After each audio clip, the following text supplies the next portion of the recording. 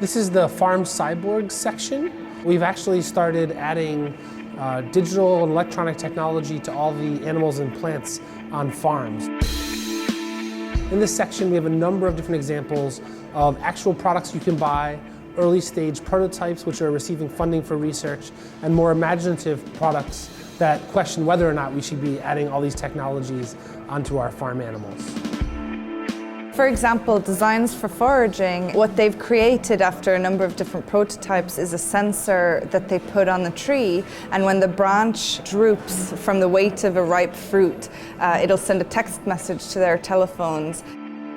RoboBees, a research project that looks at making small flying robots that some people imagine might one day replace all of the bees that are dying off from colony collapse disorder.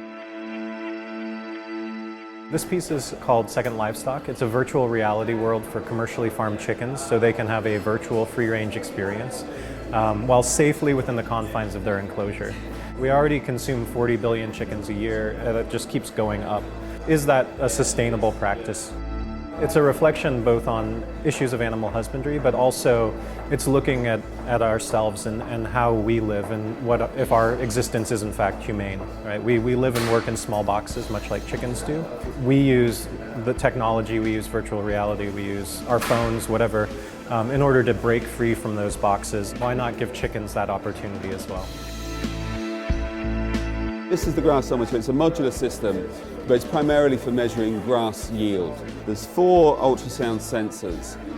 So what we're doing is measuring the height of the grass, but also the topography of the slope. Farming's changing because technology is coming at us from every direction, and there's all sorts of exciting things going to happen. From the soil microbes to measuring to the big data to everything. We also have Moo-Call and Silent Herdsman, which are both devices that actually are worn by cows. The Moo-Call sends a text message to a farmer when the cow is about to give birth. I think on the one hand, technologies can enable a greater understanding for how a farm operates. On the other hand, there's also a few people who believe that by introducing all of these technologies, we're taken further and further away from the natural processes and might forget the basics of how to farm as well. So the question is, are these technologies an extension of past things we've used, like cowbells and electric fences, or are we entering a new space of surveillance of every aspect of the farm and an alienation of the farmer themselves and understanding the organisms that they work with?